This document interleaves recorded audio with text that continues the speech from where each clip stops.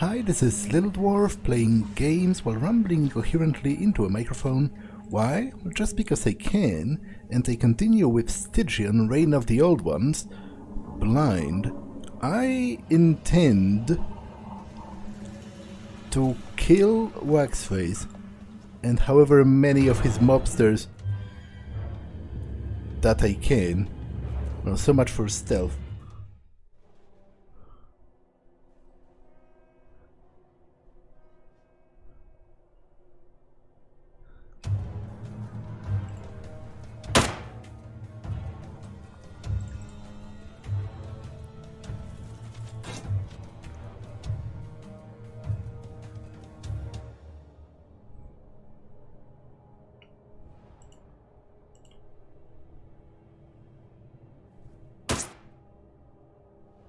Hopefully the others upstairs won't hear me.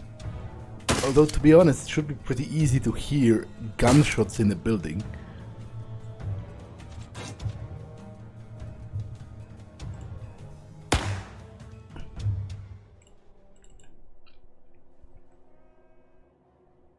They're really gunning for the main character.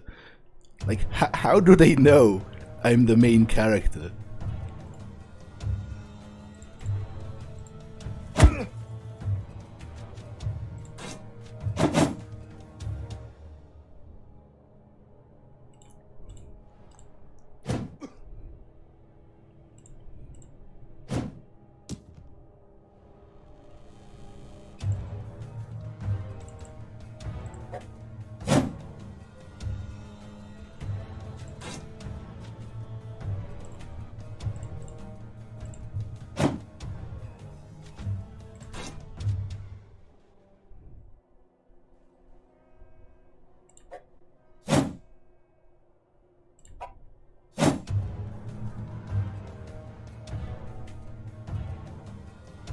Yeah, that's kind of what I thought would happen.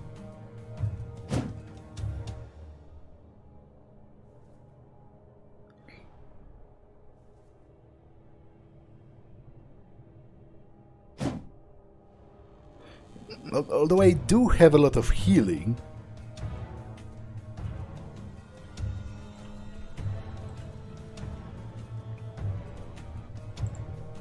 I'm out of ammo.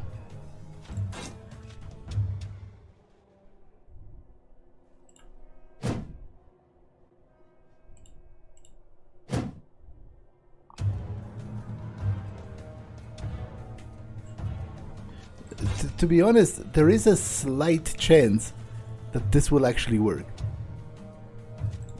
Depending on how the rolls go.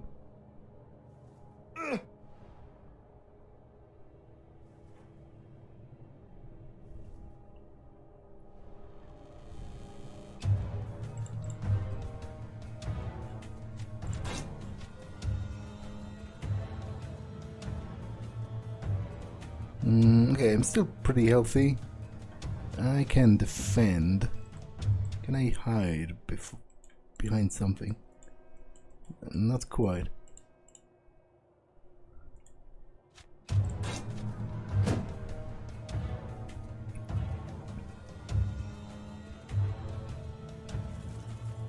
Okay, I have 11 health left.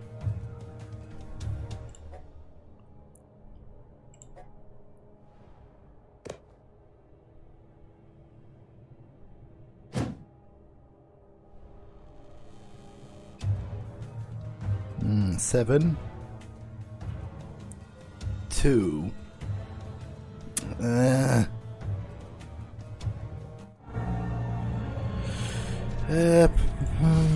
Sneaking is not going to work because I literally have 0 in sneaking, so I have to kill them. Like, literally just all of them.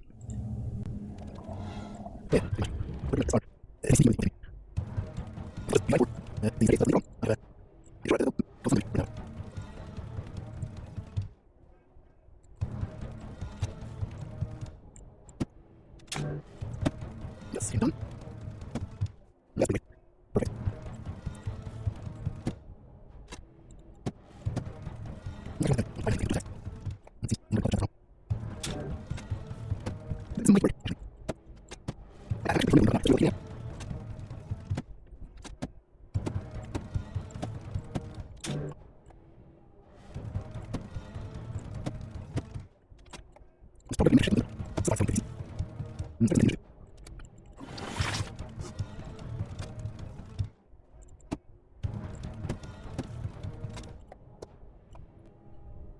Yeah, the soldier is a beast.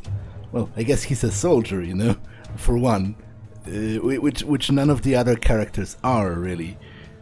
And also, he thinks he's still at war, so he's probably in like super combat mode.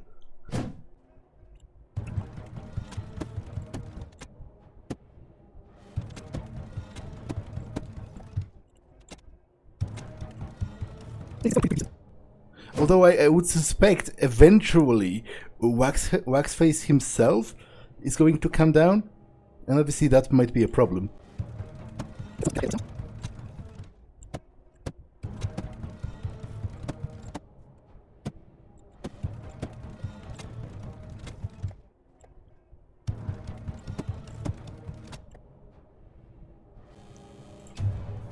I'm in a pretty great position here to be clobbering them as they come down the stairs.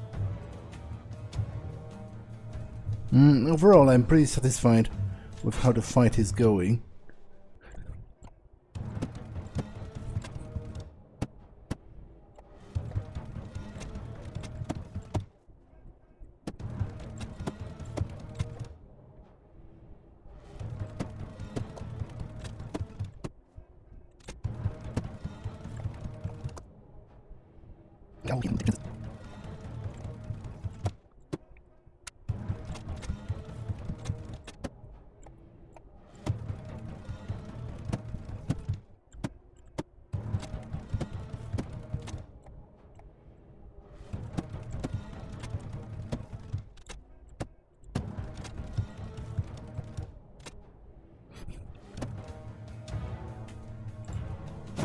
I think I'll close in with the main character so that I can heal the others.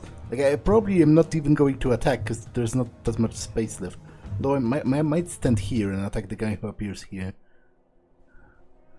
If you're wondering why I'm not moving the outsider, it's because he has a pretty good position for, you know, when the enemies spawn from upstairs. And I sort of don't want to mess with that. Because they could appear like, you know, if there was no space, they could maybe appear before him. I doubt it would completely block them.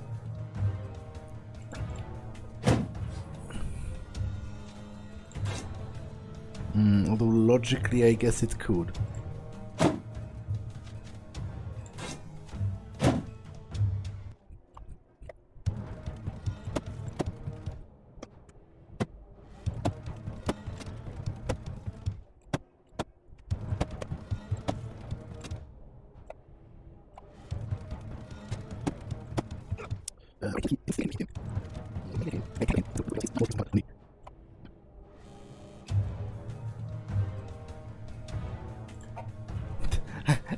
I wonder how many of them there are. Like, I must have killed at least 10.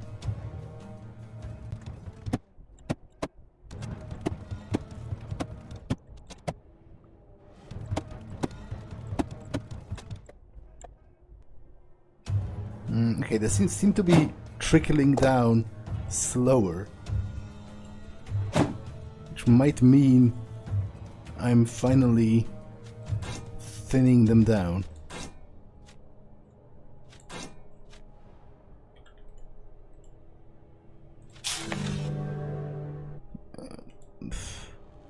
I think something is bugged, which, to be honest, distresses me a great deal, because this combat has been going on for ages. I would hate to lose progress right now, but it definitely seems like it's bugged. Okay. Luckily for me, it did work in the end.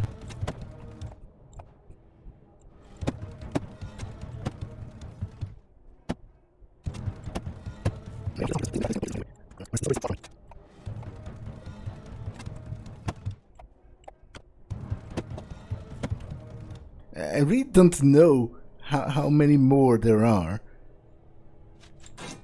But to be honest, dismantling the mob in town is going to be sort of quite an achievement. And I definitely feel from the way they have been built up, and especially Waxface himself, it definitely should feel like an achievement. So I'm not complaining, I'm just a little surprised.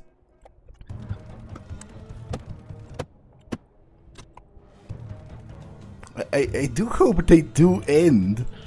Like, you know, this definitely doesn't seem like a game that would throw endless enemies at you. Because it's very deliberate, like with all of the statistics and you losing sanity and health and you counting ammunition. Like, it would definitely be a dirty trick if there was an endless stream of enemies without it being in any way telegraphed, you know? I could see an endless stream of magical enemies, but that would probably be signified somehow.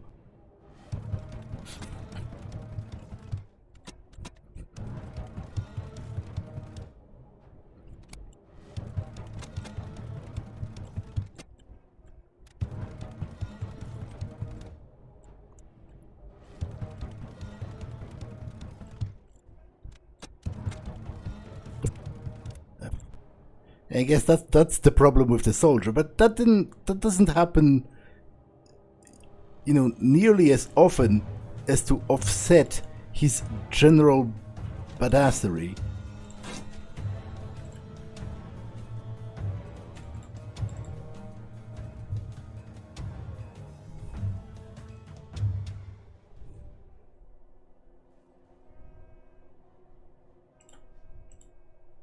Okay, I'll move Eduardo because it seems now they are trickling down one by one, and obviously he would speed up killing them a lot.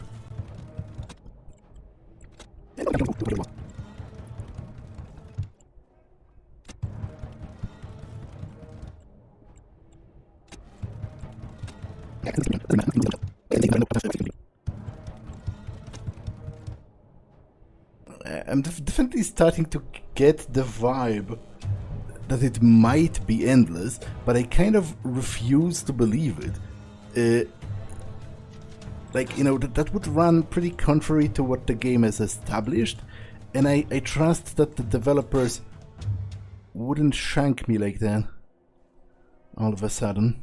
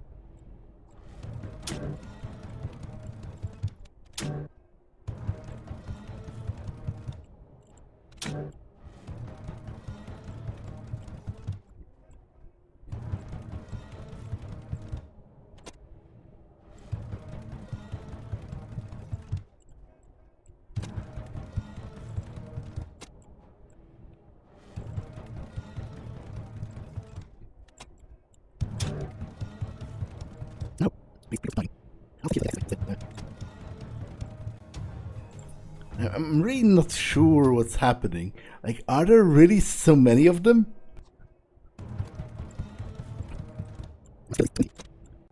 I'm halfway tempted to like change locations because they always spawn on the same space, and therefore I'm not sure if this is a loop or like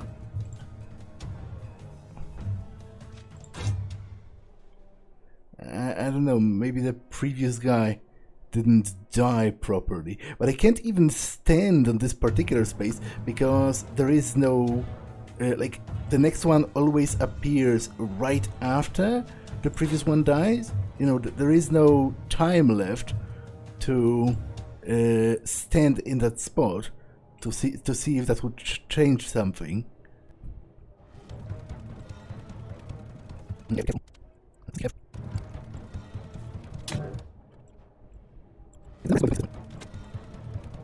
Which on one hand maybe is reasonable, given that this is the main base of the mob, but I just don't know if I'm even making progress because those guys keep having the same portrait and they literally stand and die in the same place always. So I'm like, I don't know if I'm stuck in some cursed purgatory or if there's actually just so many of them.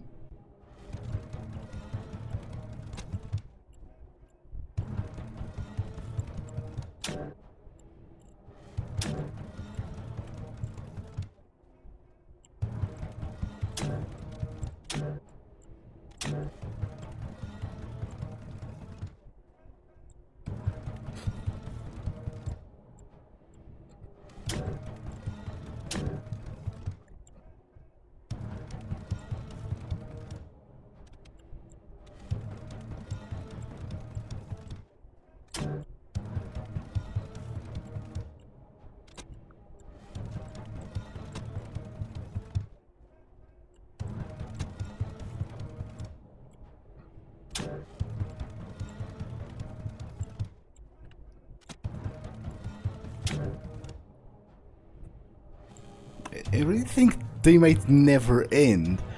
Like, the number of them that they've killed approaches to 30, which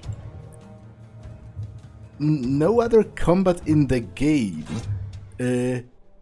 has had nearly as many enemies.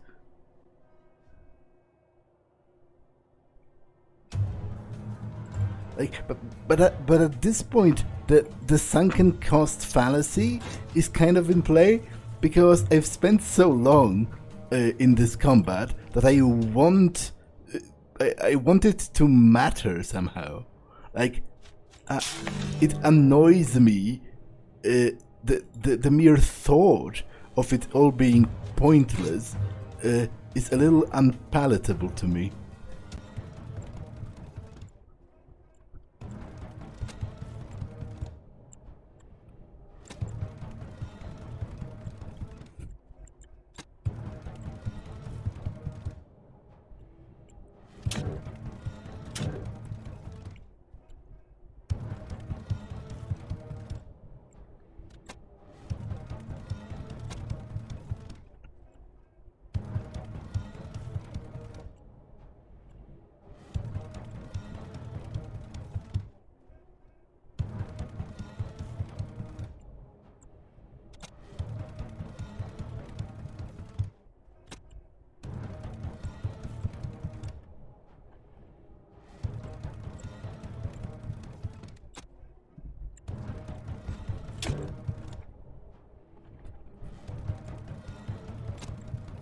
Okay, I'm done.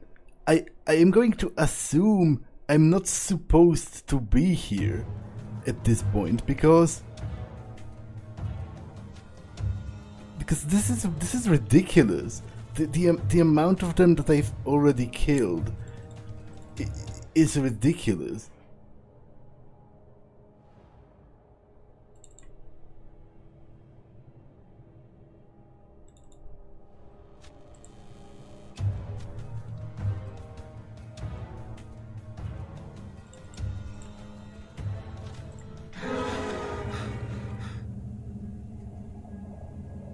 Turn spent 98. Like, come on.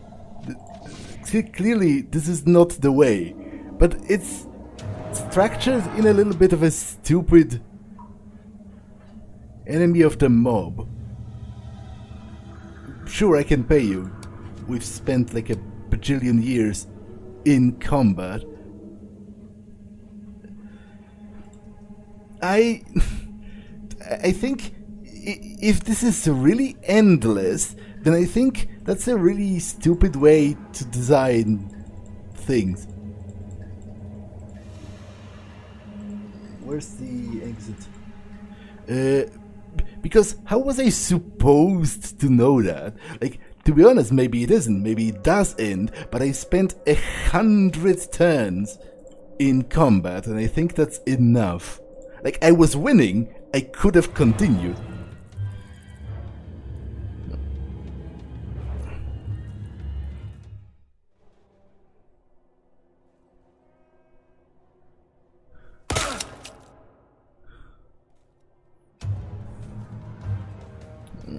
So now, to add insult to injury, the mob sends headhunters against me.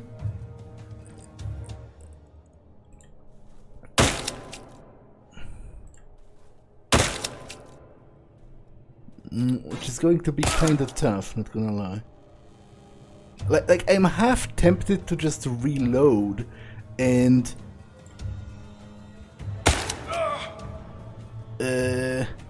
just ignore them, because then I wouldn't have this problem, because they wouldn't see me. Obviously, it would be a little cheap, but those headhunters are pretty tough as it is, and you know, obviously they will attack me literally every time they see me because they hate me. I killed like a bajillion of them. No. It's you.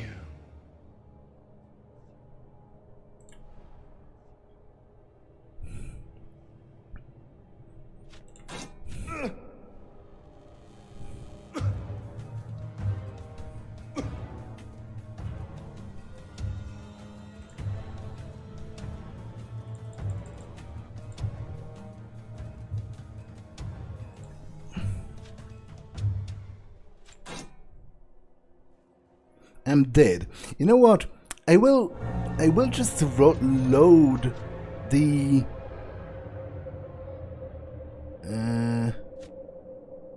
It has taken me an hour. Like, this is stupid. I'm not sure who designed this, but I don't think they were all right. Like, maybe they were consumed by a Lovecraftian bout of madness.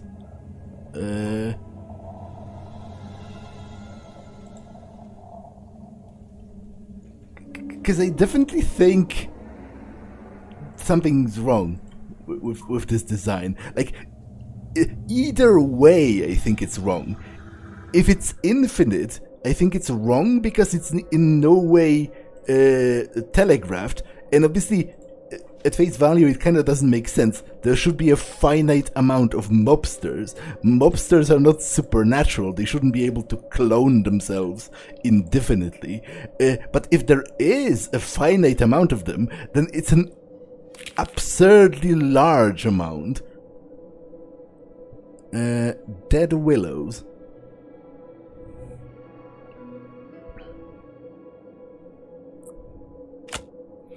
On your journey, you came across a surprisingly intact highway with several derelict automobiles. You wonder about the whereabouts of the drivers, as every car you've seen so far has been deserted. Not a single corpse at the wheel or out on the road. Regardless of what happened, the phantom of the road will surely make the speedier travel. Yeah, let's continue. Actually... Came across a band of ghouls. Would you like to face them? No. Spotted a cemetery. Would you like to approach it? Yes. Because it might be somewhat interesting.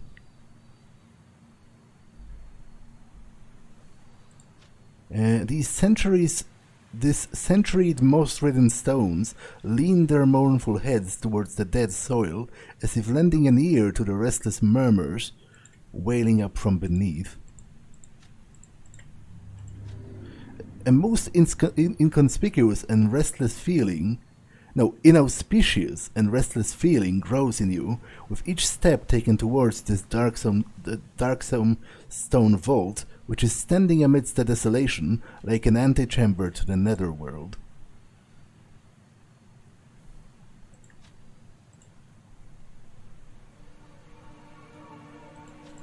Well, them's the rules. I kinda have to enter it. It's kind of how Lovecraftian stories work. I have to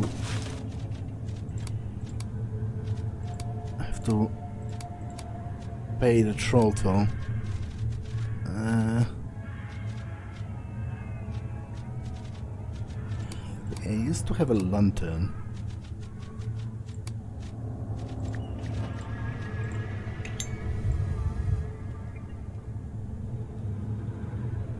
A sudden blowing out of chill shuts the door of the mausoleum.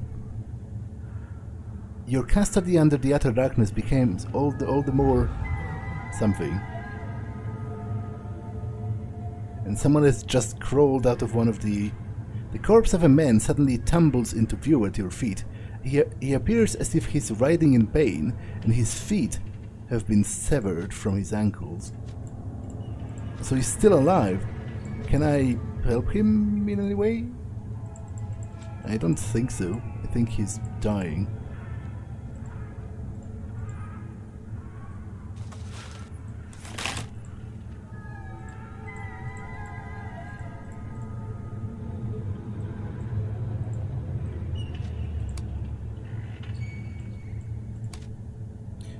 Of the cursorily assembled and arbitrarily discarded waste of nails and planks, one seems to be of even more contemptible craftsmanship. Their occupants would turn in their graves if they had one. Well, I can't open it, so it's kind of wasted.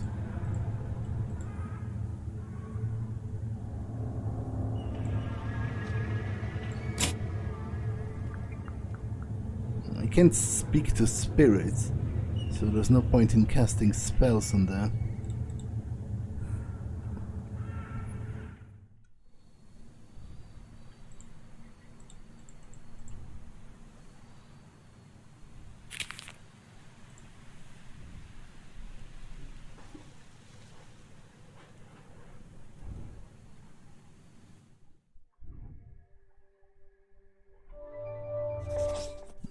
Dead willows. You see a slender, dark-haired young girl in the traditional dress of the Abenaki, one of the native tribes of New England. Excuse me, but I wouldn't head in that direction if I were you. May I ask why, young lady? Because this is Dead Willow tribal ground, and Jetal doesn't want your kind here. There's a murderer on the loose. I have good reason to be here. Well, can you tell me more about him? He is the first chief of the Willows tribe. He became the voice of our ancestors and showed us we were not condemned to follow your ways. He guided us to this place and taught us the ways of the wild. He has washed away the stains of our past and let us see who we really are. The only thing I knew before was scrubbing your filthy floors, and also shutting my mouth when white men insulted me, if that counts. Now I know how to erect a tent, clean the water I drink, and track my own prey. She puts special emphasis on the word while looking into your eyes. Through him we have become real Abenaki. I used to be Mary, but Jetal gave me my real name. Now I am called Onis. We of the tribe all owe him, but the white men also owe him. Owe him what? They owe him a mother. So you're telling me they killed his mother then? Huh. I see. I will repeat myself. I wouldn't head in that direction if I were you. You live in the Dead Willows? We had the courage to leave the tomb you call a city and start a new life out here. We will return to the old ways, the ways of our ancestors. We have broken the shackles of your world. The world you shaped by plundering, burning and raping. We are the free Abenaki of the Willows now. We may not have much, but at least we have a home. Well, it's nice to hear that you have your own place. Thank you, but where was your sympathy when I was cleaning your floors? Well, I think I wasn't here then, personally. You know, I probably would have treated you better than a lot of other white people. It's kind of the way I roll. You gaze upon a tall, muscular man with a bright Abenaki pattern tattooed on his skin. The moment he sees you, he draws his machete and runs towards you with the eyes of a predator locked onto his prey. Without hesitation, he raises the extremely sharp blade in the air and swings it at you. You immediately know that this is no feint. Stop. The Indian's swift attack slashes your arm. You can feel the blood slowly soaking into your sleeve. Mere seconds separate you from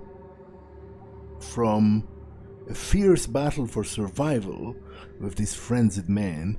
Run to safety. Can I do something to convince him I'm not...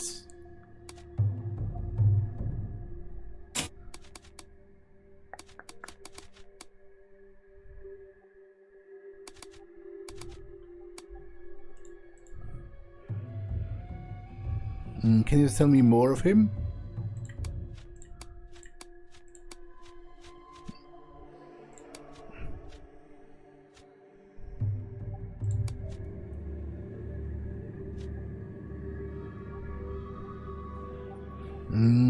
Okay, I think I have to say this, even though it makes me sound like a psycho killer, because I don't think I told her, although I think I told her about the murders. I am after this psycho killer. I'm a killer of killers, which makes me good, you see? A murderer? I don't believe it. She makes an exaggerated gesture of surprise. With a straight face, she continues. Pardon me, sir, but I had the impression you were slaughtering each other like pigs out there. That's true, but this one is different. Why? Because he kills both the innocent and the wicked? I see that your nails desire to be set free from those oppressive fingers of yours. That's a threat of torture. I'm not going to do that.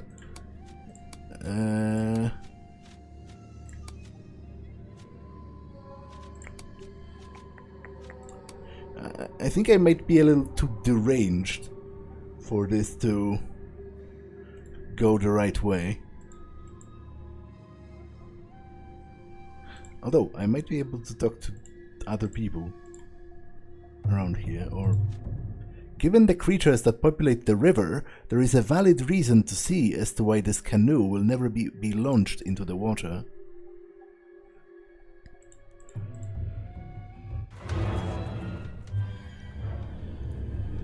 I didn't want to fight you. To be honest, I am...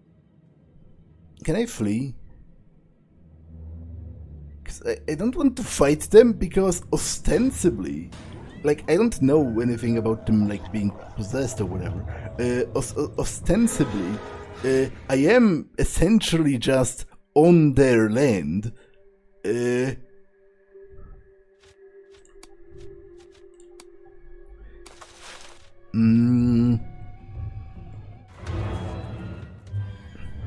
Okay, I think I'll just leave them be. I don't want to kill them. Like, there's nothing to indicate that they are possessed by demons or whatever. They are just extremely hostile. But to be honest, they kind of have, like, you know, when you look at the history of Native Americans, you kind of come into the realization that that they do seem to have a genuine reason to be pretty hostile towards white people. Like, it's actually...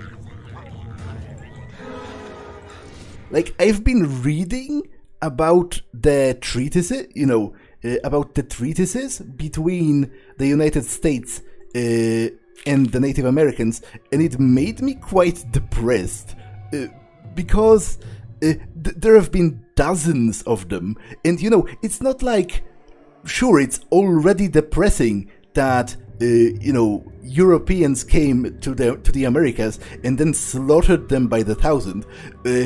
But there's something even more depressing about the fact that the United States, as a country, once it already existed, has signed in paper dozens of agreements with the Native Americans, and they've broken them all. Because all of them were the same. They were like, move a little bit more west, give us a little bit more land, and the rest is going to be yours. But then, invariably, gold or some other precious resources were found on those lands. So the treaties were broken, and then it was like, oh, move a little bit further west. And then it was, eventually it was the West Coast, and the continent was over. So that's pretty depressing. I'll just leave you be. I do have I do know where to go, so... on your travels, you pass through an area filled with nerve mushrooms. The ugly growths sprout from every crevice like a cancerous tumor. An abysmal odor assaults your nose, followed by symptoms of vertigo. It's too late to turn back. You hold your breath as you run as far as you can, but the invisible spores soon fill your lungs. The world begins to pulsate with dazzling colors like you've never seen before. Your body hits the ground and yet you feel nothing. In your last moments of consciousness, you can see or feel... All you can see or feel are the colors. When you come to your senses, you are certain something is not quite right. Your mouth tastes like animal carcass, and your bones feel like glass. Negative state, spore-ridden. I don't want to fight carrion dogs. A red-haired, sweaty man is running towards you in terror.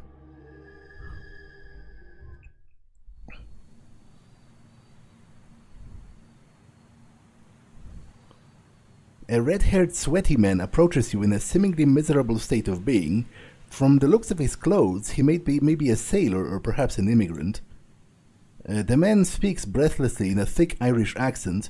I pushed them into this. Their blood is on my hands now. Are you Callahan? Callan or whatever? Who are you? How could I have known? Seemed to be an old fellow, he did. I said he would never have time to spend all of that gold, but it could change everything for us, for myself and the pals. You must be Keelan. Yes, I am, and I know you. Saw you wandering around looking for me. You're the only one who cares. You have to help me. Tell me more about the gold. We've got it from his house in Kingsport. How could I have known? You've got to believe me. No other choice we had. Your pals? The Boston Rejects, we called ourselves. Found each other having some hard time, we did. No work, no money, bellies empty, no chance to return to what we've left behind. We were slowly dying, sir. We ain't no thugs, no never. We tried everything, sir, and everything failed. This country was eating us piece by piece. Where is the gold now? The gold is gone. We sold it all before we arrived here, to Salvador's cousin somewhere near Innsmouth. He's not hunting us for the gold, he wants us, wants our souls. Kingsport, I wish I had known. The legend is true. His eyes dart around fearfully.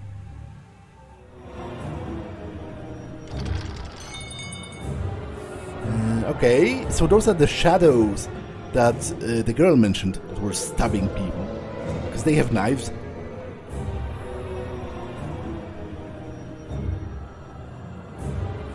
Kingsport, the legend was true.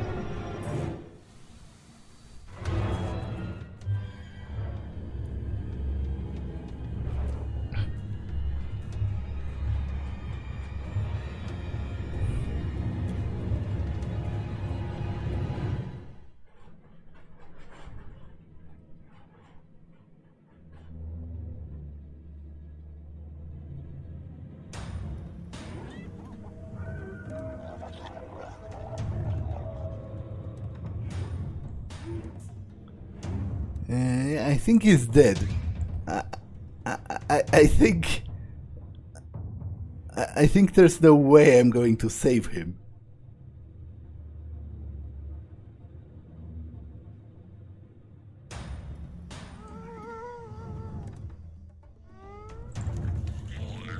Like, I doubt I can even attack them.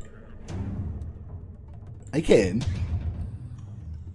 But I do no damage, which is understandable because they are literal friggin' specters. If you could destroy specters by hitting them really hard with a solid piece of wood, I doubt they would be such a big problem.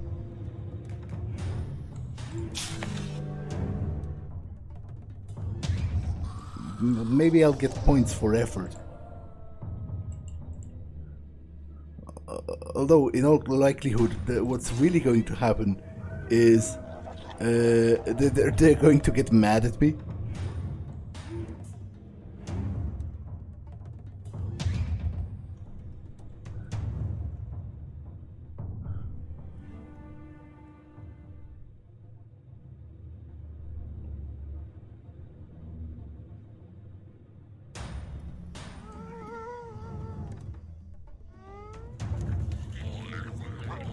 Now leave this one alone.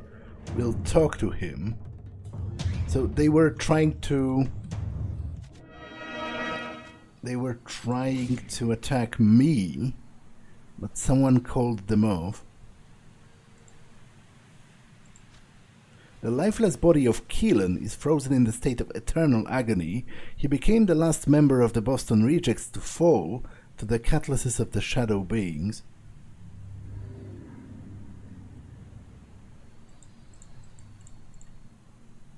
Well, I guess I'm further on my way to here. You realize in your journey that something is going awry.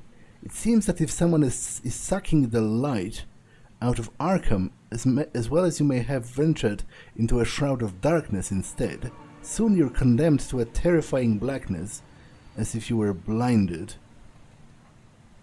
Light up your lantern, consumes kerosene.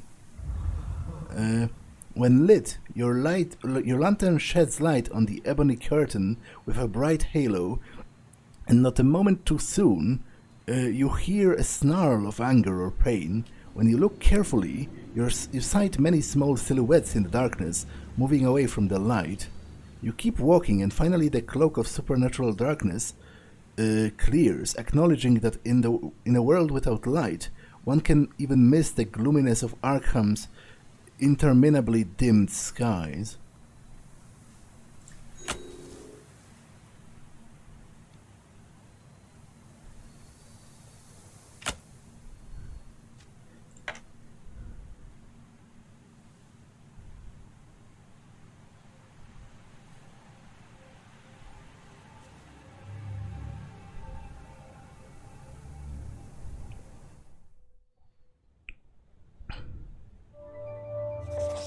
The mysterious crag.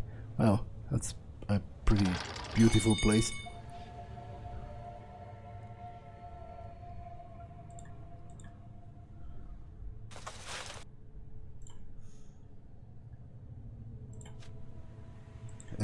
Okay, but I'll explore this area next time, because this episode has been long enough. So that's all for this one, and I will see you in the next one. Bye!